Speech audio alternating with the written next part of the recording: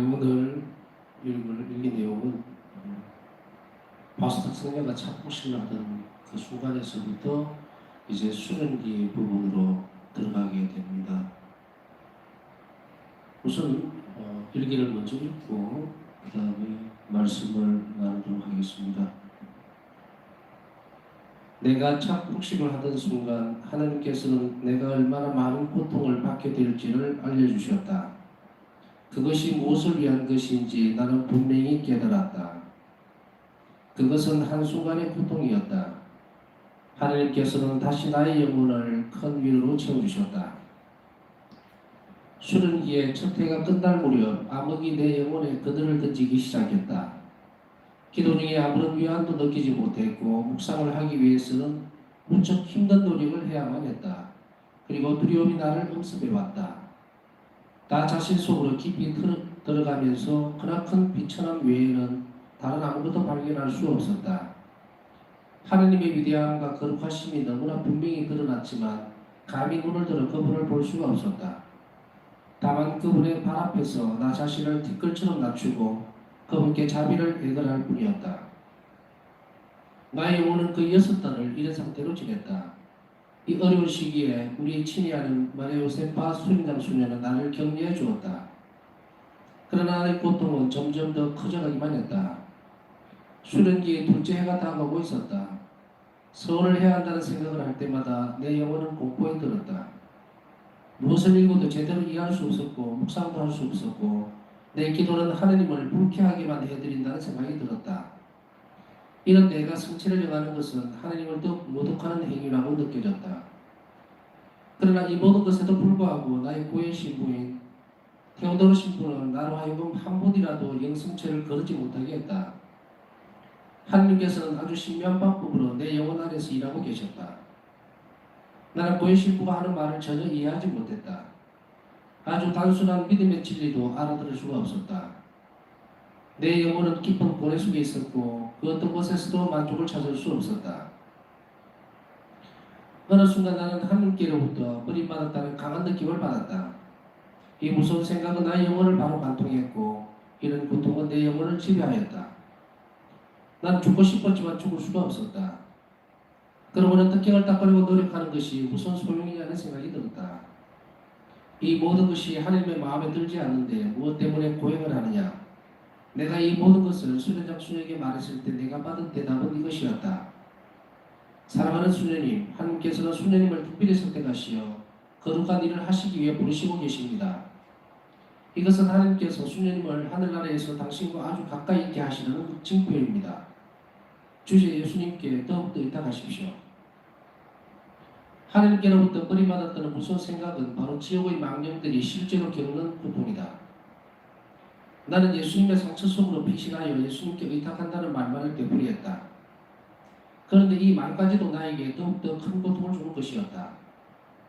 나는 성체 앞으로 갔다. 그리고 예수님께 말씀드리기 시작했다. 예수님, 당신은 하나님께서 당신의 피조물을 잊는 것보다 어미가 자기 젖먹이를 더 빨리 잊어버린다고 말씀하셨습니다. 그리고 어미가 자기 젖먹이를 잊을지언정 나 하나님은 내 피조물을 잊지 않을 것이다 라고 말씀하셨습니다. 오 예수님, 당신께서는 제 영혼이 얼마나 울부짖고 있는지를 들으십니까? 당신 아이가 고통스럽게 흐느껴 오는 소리를 들어주십시오. 하나님, 저는 당신께 의탁합니다. 하늘과 땅이 없어질지라도 당신의 말씀은 영원하시기 때문입니다. 아무리 주님께 매달려도 나는 한순간도 고통에서 풀려날 수가 없었다. 어느 날 아침 잠에서 깨어나자마자 나 자신을 하나님의 현존 앞에 봉헌하는 가운데 갑자기 나는 깊은 절망감에 빠졌다. 내 영혼은 완전히 깜깜한 암흑 속에 있었다.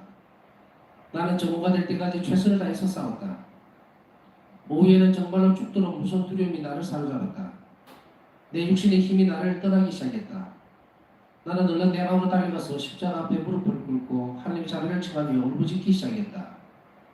그러나 예수님은 내 부르짖음을 듣지 않으셨다. 내 육신의 힘이 나를 완전히 떠나버렸다. 나는 땅에 쓰러졌고 절망이 나의 영혼을 완전히 사로잡았다. 내가 나는 무슨 고통은 지옥의 고통과 다를 것이 없었다. 나는 45분가량 이런 고통 속에 있었다. 수련장 수녀에게 가고 싶었지만 아무런 힘도 없었다. 소리를 지르고 싶었지만 목소리조차 제대로 나오지 않았다. 다행히도 수련들 중의 하나, 다른 수련자 프라치다 버티나 수녀가 내 방에 들어왔다가 이상한 모양으로 실신에 있는 나를 발견하고는 얼른 수련장에게 알렸다. 수련장은 즉시 내 방으로 왔다. 그는 내 방으로 들어오자마자 말했다. 거룩한 수명의 이름으로 명령한다. 나는 바닥에서부터 일어나라. 그 순간 어떤 알 수 없는 힘이 나를 바닥에서 이렇게 세웠다. 나는 수련장 수녀 곁에 가까이 설 수 있었다. 수련장은 아주 친절한 말로 이것은 하나님께서 나에게 보내신 시험이라고 설명하기 시작했다. 그녀는 말했다. 하나님께서 우리에게 이런 시련들을 보내시는 그 순간에도 그분은 항상 우리 아버지시라는 것을 굳게 믿으십시오. 나는 방금 무덤에서 나온 사람 같은 기분으로 내 이불을 수행하기 위해 일자리로 갔다. 모든 감각에는 내 영혼이 취함한 것들로 가득 찼다. 저녁 기도 시간에 내 영혼은 또다시 그 무서운 어둠으로 고통받기 시작했다. 정의로우신 하나님의 권능 안에 있는 나 자신이 그분의 분노의 대상이 되었다고 느꼈다. 이 무서운 순간에 나는 하나님께 말씀드렸다. 성경에서 당신 자신을 가장 자유로우신 어머니와 비교하신 예수님, 당신은 진리이시고 생명이시기에 저는 당신의 말씀에 의탁합니다. 이 모든 것에도 불구하고 예수님, 절망을 불러오는 이 모든 내적 감각에도 불구하고 저는 당신께 의탁합니다. 당신께서 원하시는 대로 되게 하십시오. 저는 절대로 당신을 떠나지 않으렵니다. 당신은 제 생명의 원천이시기 때문입니다. 이와 비슷한 체험을 한 사람이 아니면 영혼이 겪는 이런 종류의 고통이 얼마나 무서운지를 이해할 수 없을 것이다.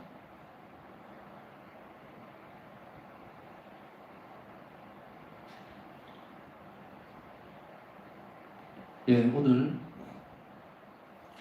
일기 이 부분들 수련기 첫 해와 둘째 해를 지내고 일단 아까 제일 앞에서 서원 창복식을 하는 순간 창복식을 하는 순간에 하나님께서 이미 이 수련기에 들어갈 때에 얼마나 큰 고통을 받으실 것이 파스타스님가 겪을 것인지 알려주셨고 파스타스님은 그것을 분명히 깨달았다고 얘기를 하고 있습니다. 이제 그 고통이 어떤 것인지 이 수련기에 시간을 보내면서 일기에다가 적고 있습니다. 가장 오늘 일기에서 마음에 와닿아버리는 부분이 어떤 것일까 보니까 이 대목이 하루 종일 머릿속에 채우고 있습니다. 다시 한번 읽어드리겠습니다. 이와 비슷한 체험을 한 사람이 아니면 영혼이 겪는 이런 종류의 고통이 얼마나 무서운지를 이해할 수 없을 것이다.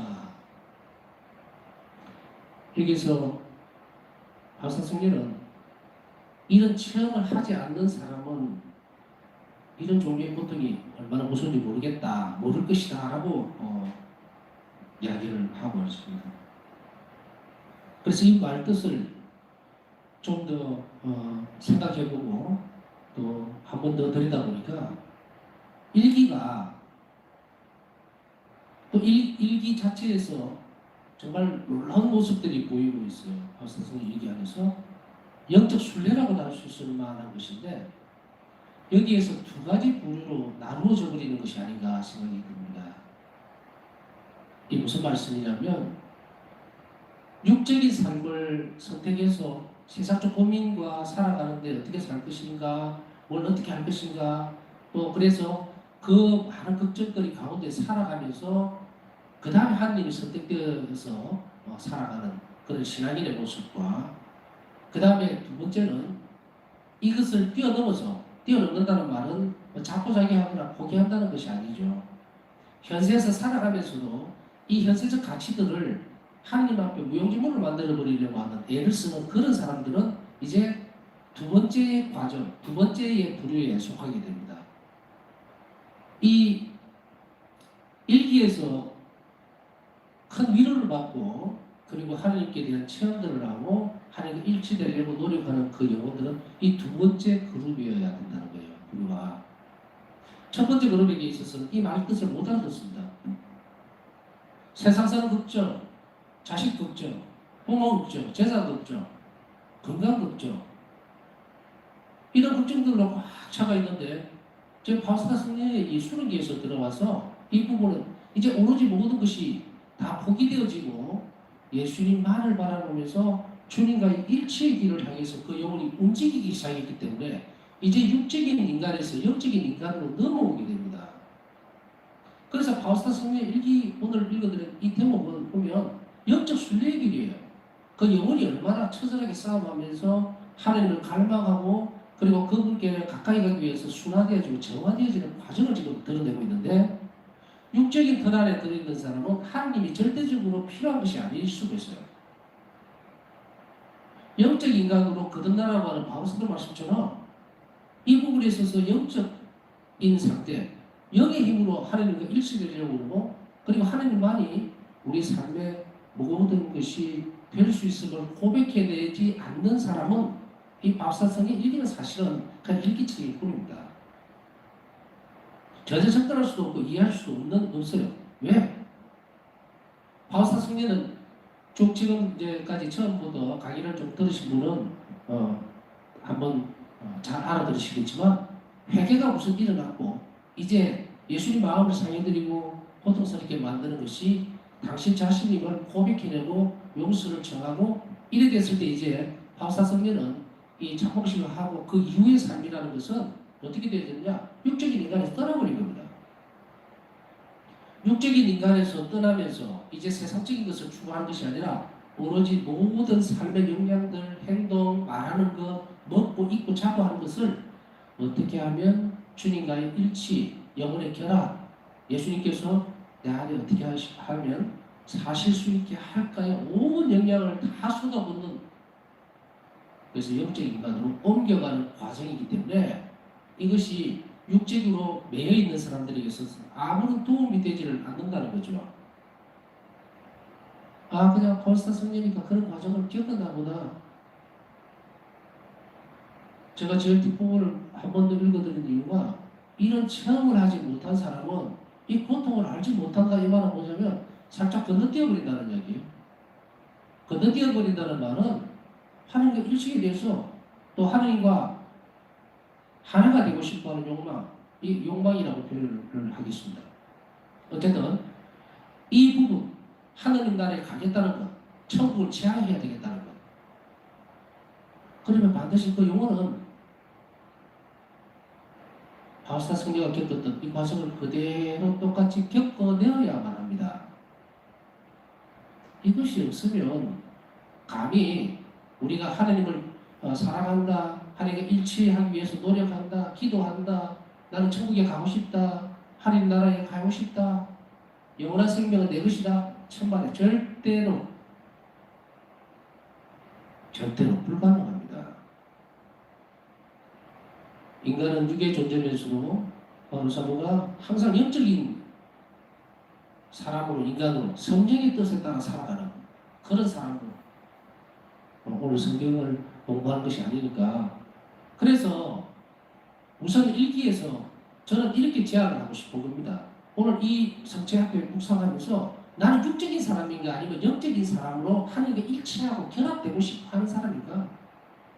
그런 갈망, 바울사 스미는 이 부분을 참 그리움이라고 표현을 해요. 사랑이 커지면 그리움은 되어 있고요. 그 그리움이 커지면 함께 있고 싶습니다.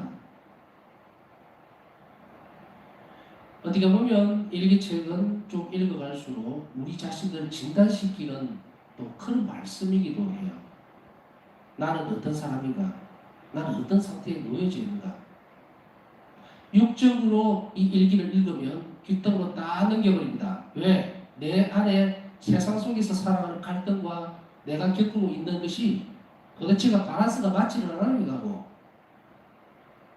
어떤 한 사람이 육적인 생각만 계속 해나가고 세상적인 걱정에 휘둘리는 사람이 기도를 아무리 한다 하더라도 그 영혼이 하나님과 결합되기 위해서는 반드시 이 감각적이든 아니면 의지적이든 이 어둠의 밤을 지나가야만 그 영혼이 정화가 되는데 정화가 전혀 되지 못한 사람이 어떻게 하나님을 만날 수 있느냐는 겁니다.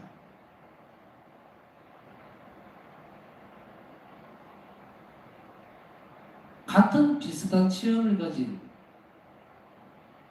영으로 살아가는 영적인 힘, 영혼의 정신, 영혼 안에 있는 영혼의 힘, 정신이 아니고 영혼의 힘으로 살아가려고 하는 그렇게 노력하는 영혼들, 그 사람은 이미 이 대목을 읽으면서 일치점을 발견했을 수 있습니다.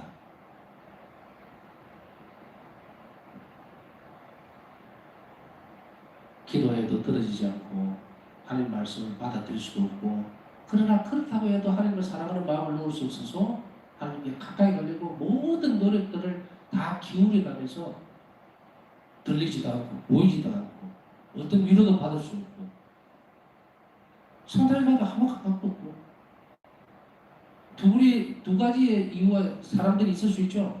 생각이 없어서 그냥 아무 느낌을 못 받은 사람이 있고, 어떤 경우는 성당에 가서 미사 참배하고 기도하면서 정말 주님을 뵙고 싶고 주님과 함께하고 싶은 마음이, 욕망이, 욕구가 큰데도 불구하고 아무런 대답이 없을 때에 그 영혼은 오늘 어떤 것을 겪게 되는가?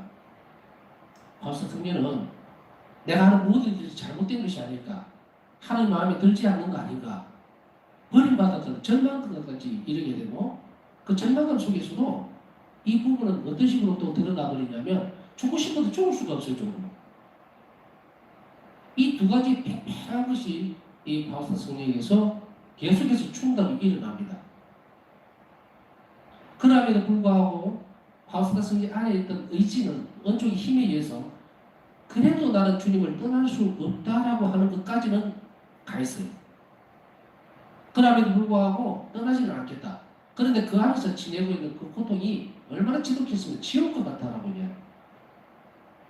이 지옥과 같다라는 표현은 뭐냐면 우리가 하나님께 버림받았다고 느끼는 그 순간들이에요. 아까 얘기했던 첫 번째 과정에 있는 사람들은 남겨놓고 버려놓고 던져놓고, 두 번째 정말 하나님께 가까이 가려고 하고 열심히 하는 이런 부류의 모습들, 제가 볼 때는 대부분의 모든 신앙인들이 육적으로 사는 것보다 영적으로 하나님과 가까이 가고 일치하려고 하는 사람들이 훨씬 더 많다고 생각합니다.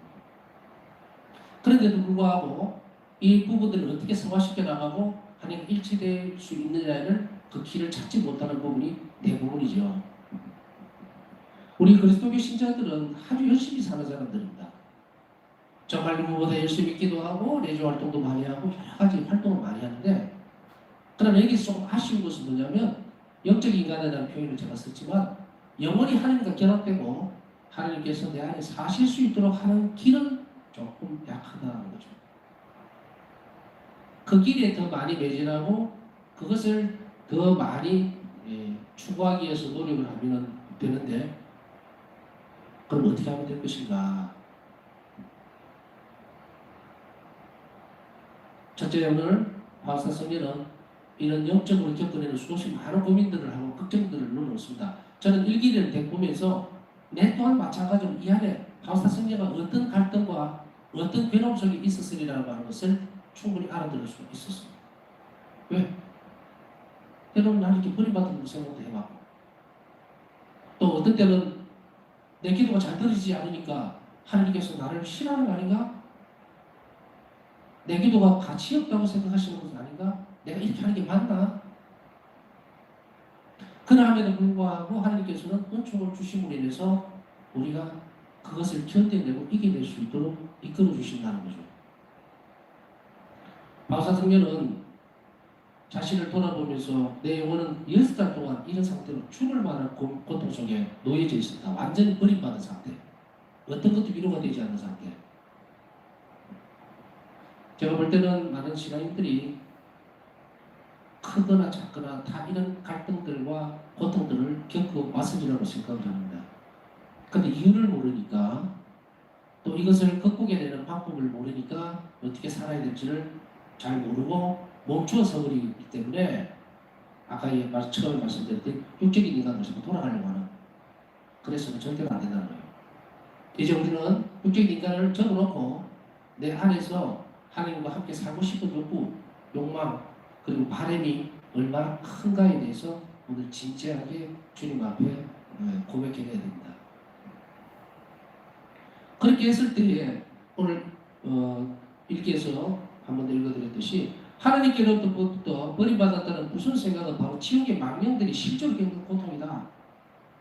바울사 성령만 겪는 고통이 아니라 우리 또한 각자가 알게 모르게 기도 생활이라든지 신앙생활 안에서 하나님이 내 기도를 들어주지 않는다. 이렇게 내가 기도해도 되나?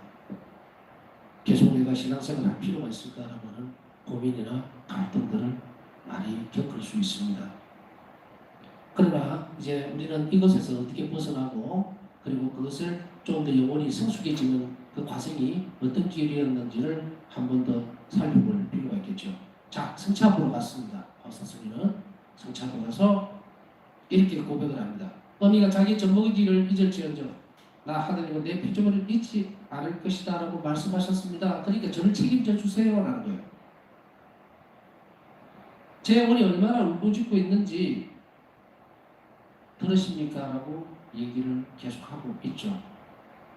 그러나 여기에서 보면 바울사성경 이제 뒤에 후반부에 가게 되면 바울사성경 이 부분을 어떻게 표현하고 있냐면 하나님께 온전하게 의탁함으로 인해서 이 고통을 받아들이는 그 일을 시작을 하게 되죠.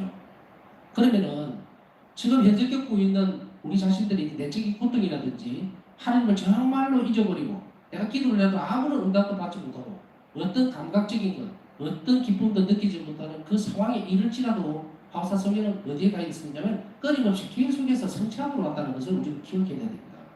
그래서 성취함이 와서 어디에다가 하소연을 하고 어떤 식으로 의탁을 했을까? 바울사 성경은 이제 이 다음에 또 설명이 되겠지만 하나님의 선성에 온전하게 의탁을 하기 시작한 겁니다. 바울사 성경은 지금 일어나고 있는 내적인 갈등이나 고통스러운 이걸 다 이해하지 못합니다. 왜 나는 주님을 사랑하고 싶은데 또 버림받았던 비참함이 가슴을 파고들었을까? 그건 인간이기 때문입니다. 유한한 존재 인간이기 때문에 그 비참함을 거룩함이 들어가면 주저앉을 수밖에 없고 그 비참함은 더 깊이 있게 파고들어갑니다. 우리가 거룩한 하나님 앞에 서면 정말 좋을 것 같습니다. 그러나 인간의 비참함이 드러나버리기 때문에 우리는 하나님의 거룩함 앞에서 정말로 충격을 받아버리는 거예요. 그 자축감을 몰라버립니다. 이 하나님 은총이 싸지 않으면 감싸주시지 않으면 우리는 하나님 앞에 설 수가 없다는 것을 우리는 이 순간에야 비로소 깨달을 수밖에 없습니다. 사실 저나 이 방송을 또 듣고 있는 분이나 성취 앞에 있을 자격이 없어요. 정말 주님께서 이 성취의 모습으로 머무시지 않는다면 이 하잘 것 없는 인간이 어떻게 이 앞에 서 있을 수 있겠는가? 녹아버리거나 죽어버립니다. 이미 이 순간에 우리가 성취 앞에 올 수 있다는 것은 이미 하나님의 은총이 우리 안에 완전히 자리를 잡고 있다는 얘기고 우리를 감싸고 있기 때문에 우리는 감히 주님 앞에 설 수가 있다는 것을 그 매개체를 해야 됩니다. 그렇다면 우리는 성취 앞을 떠나지 말아야 된다는 이야기예요. 내적으로 많이 힘들고 정말로 성당도 가기 싫고 조배도 하기 싫고 기도도 하기 싫을 때 우리는 그때는 온 힘을 다 짜내서 어떻게 하나님께 매달려야 되느냐면 주님, 하나님, 당신은 제 아버지십니다.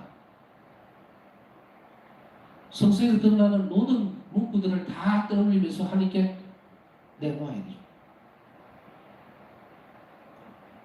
어떤 경우에도 아버지는 자식들을 사랑하기 때문에 저희를 사랑하시는 줄 압니다.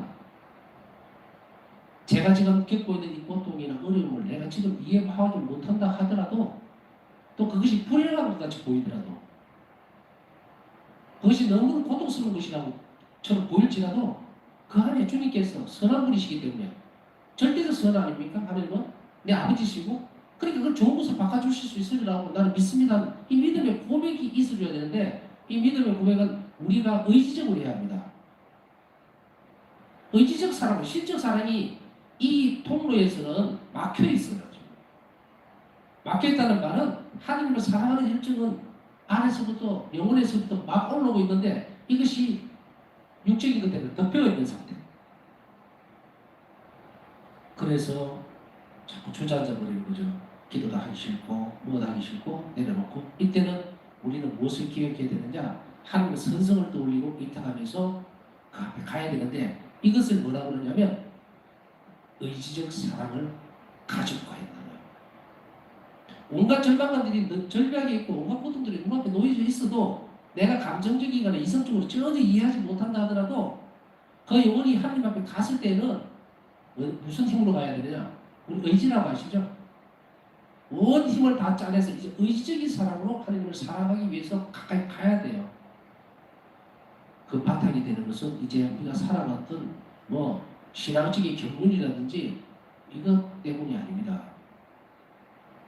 오직 우리 안에서 기억해내야 되는 것, 하나님 말씀에 따라오는 것, 성체성사에서 들어가는 하나님의 사랑, 선한 분, 나를 위해서 희생하셨던 모든 것을 내주셨던 하나님, 그걸 믿고 그 자리로 가야 된다는 것입니다. 이런 노력들이 겹쳐져 나갈 때에 이제 이런 모든 일들을 다 완성시키는 다음 과정으로 넘어갈 수가 있습니다. 그래서 오늘 여기서 보면 수련장 수련은 이런 이야기를 합니다. 아주 친절한 말로 하나님께서 우리에게 이런 시련들을 보내시는 그 순간에도 그분은 항상 우리의 아버지시라는 것을 굳게 믿으십시오. 믿어야 합니다.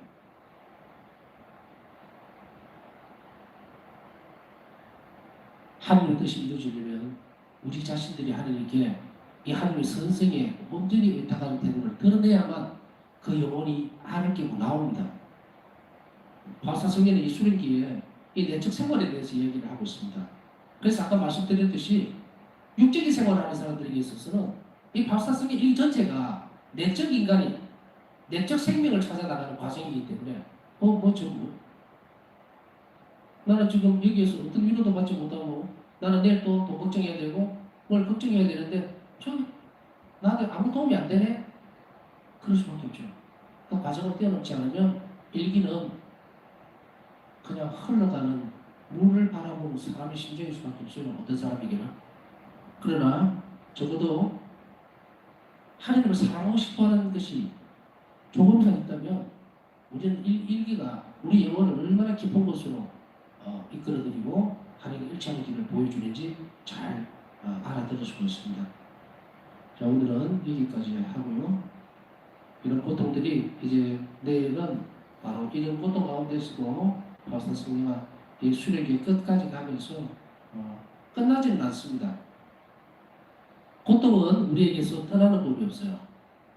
그러나 그 고통을 이겨내는 것과 고통의 의미를 알려주는 것이 바로 하느님의 자비입니다.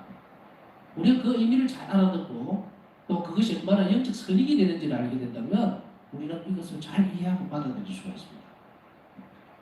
그래서 이 고통을 겪어나가는 과정 중에 영혼이 정화되고 고통 없이 영혼은 절대로 정화될 수 없다는 것, 그것을 우리가 한 번 더 기억하면서 오늘은 우리가 겪고 있는 혹시나 정말 내적 갈등, 또 고통, 하나님이 나를 버리시진 않았을까, 내 기도가 정말 하나님 보시기 좋았을까, 또 그런 불안함, 또 혹은 걱정거리들이 있다면 오늘 우리는 예수님께 이렇게 한 번 더 고백하면서 성취 앞에 있어야 합니다. 바울사 성령께서 성취 앞으로 뛰어갔듯이 우리 또한 성취 앞에서 하나님께서 우리를 잘 돌봐주시는 분이라는 것을 압니다. 당신은 저희 아버지이십니다. 지금 보이는 것을 다 믿지 않고 아버지께서 선하신 분이기 때문에 그것을 항상 자녀를 사랑하는 마음, 자비로운 마음으로 좋은 것으로 바꾸어 주실 수 있으리라는 것을 저는 알고 그것에 의탁하고 우리 자신을 맡기겠습니다. 자, 여기까지 우리가 묵상하면서 성적게 우리 자신의 영혼을 잘 이렇게 열어 보이고 그리고 피난 원줄과 빛을 전하도록 합시다.